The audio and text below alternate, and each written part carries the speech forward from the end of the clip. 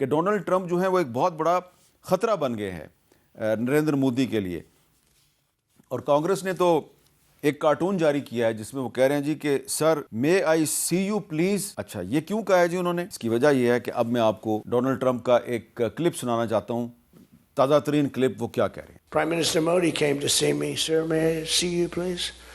Yes, I have a very good relationship with him. He's not that happy with me because, they're paying a lot of tariffs now because they're not doing the oil, but they are. They've now reduced it very substantially, as you know, from Russia. We're getting rich because of tariffs, by the way. I hope everyone understands that. और कल ही Trump साहब कह रहे थे कि मोदी जो है वो मुझे खुश करने की कोशिश करता है। तो नरेंद्र मोदी जो हैं उन्होंने पिछले साल बताया था कि ट्रंप साहब ने उनके साथ एक टेलीफोनिक रब्ता किया। उसके बाद से नरेंद्र मोदी बिल्कुल चुप हैं। जो आखिरी मरतबा उन्होंने ट्रंप का कुछ जिक्र किया था वो किन अल्फाज में किया था, ज़रा सुनिए। अमेरिका के राष्ट्रपति ट्रंप ने मुझे फोन किया। उन्होंने कहा कब कनाडा तो आए ही हैं तो वाशिंगटन होकर के जाइए, साथ में खाना खाएंगे, बातें करेंगे। उन्होंने बड़े आग्रह से निमंत्रण दिया।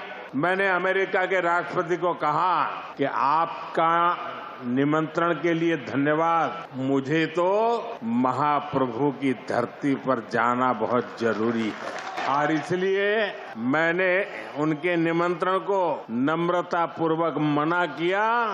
और हमारी इन्फॉर्मेशन के मुताबिक जो डोनाल्ड ट्रंप हैं उन्होंने मोदी का ये जो स्टेटमेंट था इसको ट्रांसलेट करवाया अंग्रेज़ी में और इसको गौर से पढ़ा और फिर उन्होंने बार बार जिक्र किया कि मोदी साहब जो हैं वो उनसे अमन की भीख मांग रहे थे, सीज़ फायर की भीख मांग रहे थे। और राहुल गांधी ने अपने मुल्क के वज़ीर आज़म के बारे में क्या कहा, ज़रा वो भी सुने।